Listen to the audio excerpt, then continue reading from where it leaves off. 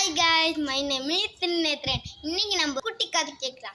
வீடியோக்குள்ள போகிறதுக்கு முன்னாடி லைக் பண்ணுங்க, ஷேர் பண்ணுங்க, சப்ஸ்கிரைப் பண்ணுங்க. வாங்க வீடியோக்குள்ள போகலாம். ஒரு கிராமத்துல ஒரு வெள்ளை பூனையும் ரெண்டாவது கருப்பு பூனையுமே ஒன்னா இருந்துச்சாமா. ஒரு நாள் நண்பர்களா இருக்கும் போது ஒரு தோசை வாசனை அடிச்சாமா. ரெண்டு பேருமே குடுகுடுன்னு ஓடி போய் ஒரு வீட்டுக்குள்ள ஒரு தோசை இருந்துச்சாமா. ஒரே ஒரு தோசை தான் இருந்துச்சாமா. இருந்தாலும் அது தூக்கிட்டு ஓடி வந்துச்சாமா. அடுத்து நாதா பார்த்தேன்னு இழுத்துட்டே இருந்துச்சாமா. அப்போ ஒரு வழியா ஒரு குரங்கு இருந்துச்சாமா. இருங்க, நான் ரெண்டு பேர்த்துக்குமே சரி சமமா எடுத்து கொடுக்குறேன் அப்படின்ட்டு கொஞ்சமா பிச்சுதாமா. பிக்கும் போது வெள்ளை பொண்ணு சொல்லிச்சாமா, அவனுக்கு மட்டும் பெருசா எனக்கு மட்டும் சின்னதா அப்படின்னு சொல்லிச்சாமா. அடுத்து கொஞ்சமா சாட்டிச்சாமா அந்த குரங்கு. அடுத்து கற்புன்னு சொல்லிச்சாமா, அவனுக்கு மட்டும் பெருசா எனக்கு மட்டும் சின்னதா இருக்கு. அப்படியே எல்லாத்தையுமே பிச்சு தின்னு அந்த குரங்கே எல்லாத்தையும் தின்னுச்சாமா.